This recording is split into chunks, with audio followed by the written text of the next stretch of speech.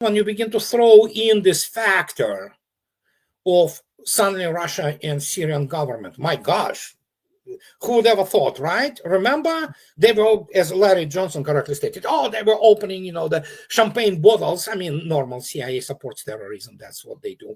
I mean, when Giovanni government, Assad have been removed, and all that.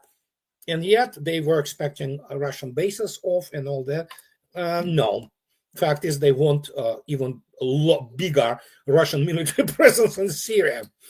There you go. Never. You remember that only the one who loves last is the really who really loves. So, and Russians are laughing all the way to the bank because obviously now the Syrian government asks them to not only maintain the bases in Khmeimim and Tartus, but they now want Russian troops and Russian military police on the border with Israel and Golan Heights. Wow, who would ever thought, right? Well, Russians, of course, put forth inevitably their all kind of other conditions, including obviously the safety of Alawites and Christians and all kinds of other people in Syria. And but what can I say? I mean, if Israel thinks that it's a great military force, it is not. Iran, again, in 12 days, Iran just absolutely demolished them.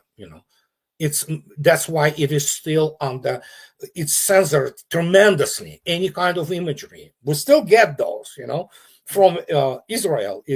They were just devastated. They begged United States to help to stop this. Next time, if the beating comes, they will be beaten not a bloody pulp. They will be dead. And so that is what is happening. This is the dynamics. But again, as I already, that's basically my career.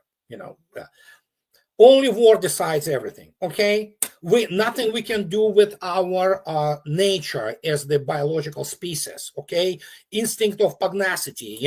Even Einstein and Freud, they had this type of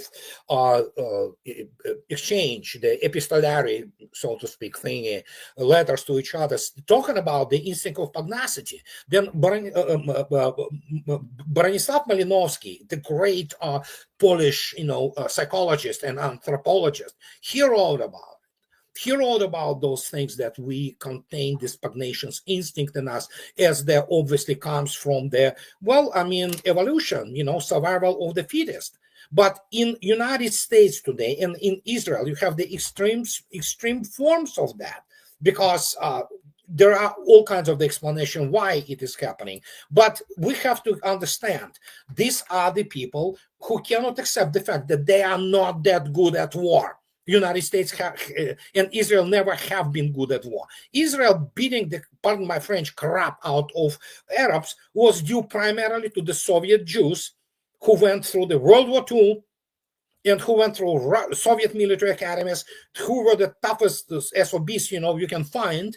And then, of course, they migrated to Israel, to their historical, as they called, lands. Yeah, you have those guys who go out and, can you imagine the military experience they brought about it? This is not what Israel today, today's Israel is. It's absolutely totally different story. You have the bunch of which is, what everybody knew about this since 2000s, that it's primarily the type of gendarme force with the heavy equipment.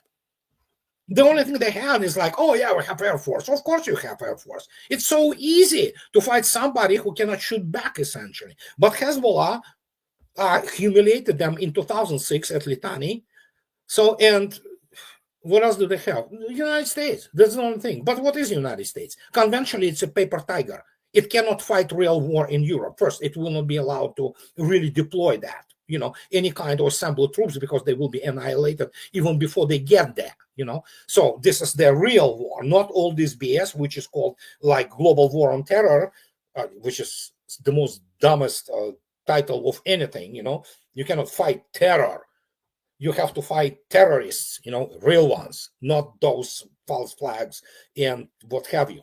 And so as a result, yeah, you have these two guys. They are, joined at the hip. United States is controlled there by Israel. U.S. Congress is completely bought. They are completely corrupted. So, and there's no actually U.S. Congress. There's Knesset 2.0 in Washington, D.C. That's the only thing they will. And Trump is absolutely owned. He's probably Israeli asset, essentially.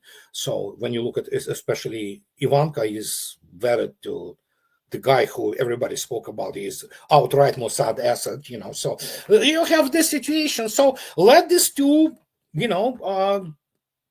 get it on, as any way they want. The problem is, of course, as I already stated, and we already discussed it a million times, if they decide again to do something about it, this time Iran will be much better ready.